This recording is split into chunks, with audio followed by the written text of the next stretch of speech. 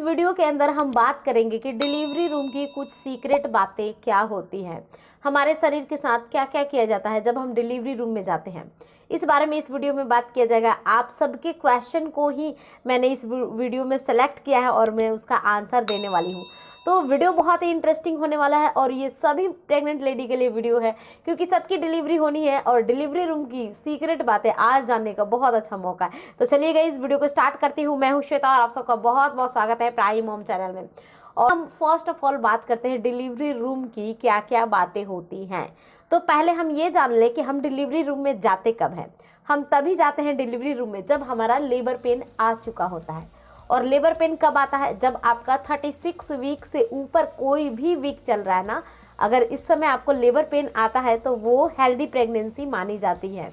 तो उस time labour pain आता है, आप हॉस्पिटल में जाते हैं, आपका सर्विक्स जो है डॉक्टर अपने हाथों से चेक करती हैं, बार बार सर्विक्स धीरे धीरे ओपन होना स्टार्ट हो जाता है, तब आपको डिलीवरी रूम में लेकर जाया जाता है। पहले अगर सीक्रेट बातों के ऊपर चर्चा किया जाए तो वो क्या होती है। अगर यहाँ पे बात किया जाए, first of all delivery room के अंदर कौन कौन आपके साथ रहता है। वही पर्सन आपके साथ होता है जिसको आप ज़्यादा पसंद करती हैं। आपकी माँ हो सकती है, आपकी सासू माँ, आपकी ननद, आपकी भाभी या फिर आपके हस्बैंड। जिनको भी आप डिलीवरी रूम में लेकर जाना चाहती हैं, उसके लिए पहले आपको हॉस्पिटल में बात कर लेना होता है कि किनको आप लेकर जाना चाहती हैं। मैं मेरी बात बताऊं तो मैं अपनी मॉम को लेकर गई थी, क्योंकि मैं उनके साथ सबसे ज़्यादा कंफर्टेबल थी और मुझे ये चीज़ें पता चल रही थी कि मॉम जो है मेरी, वो मेरा हिम्मत कभी हारने नहीं देंगी। तो इस हिसाब से आप उसी पर्सन का चुनाव कीजिए जो आपकी हिम्मत नहीं हारने। ऑलरेडी वो खुद ही डरा पड़ा रहता है तो उसको आप ले जाकर क्या करोगे। सेकंड पॉइंट की हम बात करें तो एक होती है बहुत ज़्यादा शर्म आना इस टॉपिक के ऊपर, इस चीज़ के ऊपर, जिनकी डिलीवरी हो रही होती है प्रेग्नेंट लेडी की।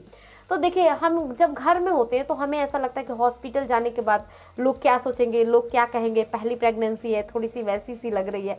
तो ऐसा कुछ भी नहीं होता है। जब आप हॉस्पिटल जाते हो तो वहाँ बहुत सारी ऑलरेडी प्रेग्नेंट लेडी आई रहती है, उनकी भी सेम सिचुएशन होती है। और जो डॉक्टर्स होते हैं वो जिस हिसाब से आपकी डिलीवरी करवाते हैं, जिस हिसाब से आपसे बातें करते हैं, आपको ट्रीट करते हैं, आपको बिल्कुल भी नहीं लगेगा कि वो इस तरह की बातें सोच रहे हैं, क्योंकि उनका ये डेली का काम है। और शर्माने की आपको बिल्कुल भी ज़रूरत नहीं है, क्योंकि इस टाइम अगर आप शर्म करोगे तो फिर बच्चे पे भारी पड़ेगा ना। आपको उस टाइम ये चीज़ें सोचनी है, ध्यान रखनी है कि कैसे भी करके नॉर्मल डिलीवरी करवानी है और बच्चे को स्वस्थ इस दुनिया में लाना है, और इसकी जिम्मेदारी ये आपके ऊपर ही है। थर्ड पॉइंट की अगर मैं यहाँ पे बात करूँ तो कुछ ऐसी महिलाएं हैं जिनको ये लगता है कि डिलीवरी में कितना दर्द होता है। देखिए, डिलीवरी में बहुत ज़्यादा दर्द होता है, किसी को कम होता है, किसी को ज़्यादा दर्द होता है। तो इस दोनों तरह के आपको आंसर मिलने वाले हैं। अगर आप गांव की लेडीज़ को बोलोगी या फिर जो घर का काम बहुत सारा करती हैं, पूरा मेड नहीं आती है, पूरा घर का काम सारा खुद ही संभालती है, उनसे पूछो डिलीवरी के लिए कितना दर्द होता है, वो बताएंगी दर्द बहुत कम होता है। मैं मेरी बात बताऊँ तो मुझे भी कम दर्द हुआ। क्यों कम हुआ? क्योंकि मैं प्रेगनेंसी में डेली सुबह 40-45 मिनट सुबह में और शाम को 40-45 मिनट टहलती थी। इवन जब 8-9 मंथ आया मेरी प्रेगनेंसी के अंदर, मैं एक कटोरी कुछ खाती थी, फिर मैं 10 मिनट के लिए टहलने निकल जाती थी। तो ये तो आपके घर के ऊपर भी डिपेंड करता है कि घर में किस हिसाब से जगह है टहलने के लिए। अगर जगह कम है तो कम जगह में ही टहलिए और ज़्यादा से ज़्यादा देर खड़े रहिए, एक्टिविटी में रहिए। एक दो एक्सरसाइजेज हैं, वो अलग वीडियोज़ में बताई गई हैं, वो भी आप कर सकती हैं अगर चाहिए तो इस तरह की एक्टिविटी अगर आप रहती हैं तो आपको बहुत कम दर्द के अंदर नॉर्मल डिलीवरी हो जाती है। अब कुछ महिलाएं बोलती हैं उनको बहुत दर्द हुआ। क्यों हुआ उनको दर्द? क्योंकि जैसे ही लेबर पेन आया वो खाट पे पड़ गई। तो खाट पे पड़ने के बाद डिलीवरी जल्दी नहीं होती है, वो बहुत लंबा प्रोसीजर जाने लगता है।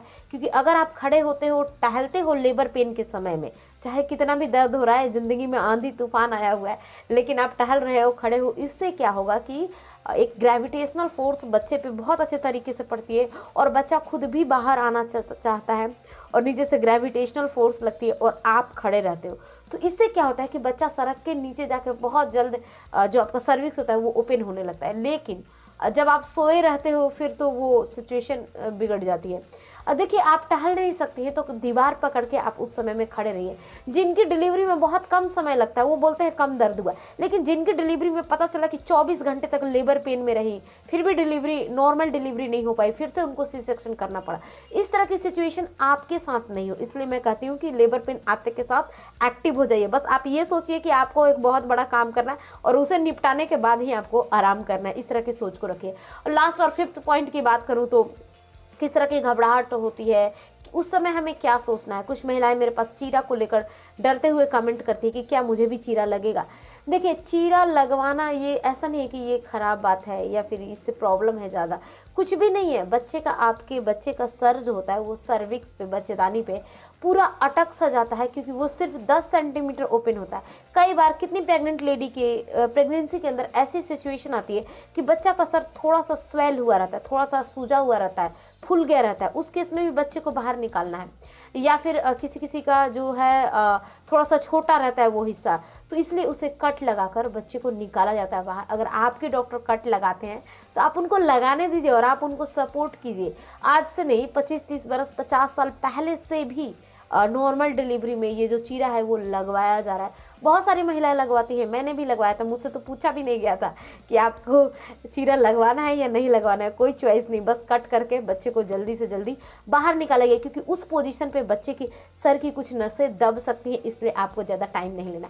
आई थिंक गाइस, यहाँ मैंने इस वीडियो के अंदर आपको सारी जानकारी दे दी। और जब भी आपकी डिलीवरी होनी होती है तो सिर्फ आप अपने बच्चे के बारे में सोचिए और हंसते हुए हॉस्पिटल जाइए और प्यारा सा बच्चा अपनी गोद में साथ घर लेकर वापस आइए। Thanks for watching. तब तक के लिए bye bye and take care.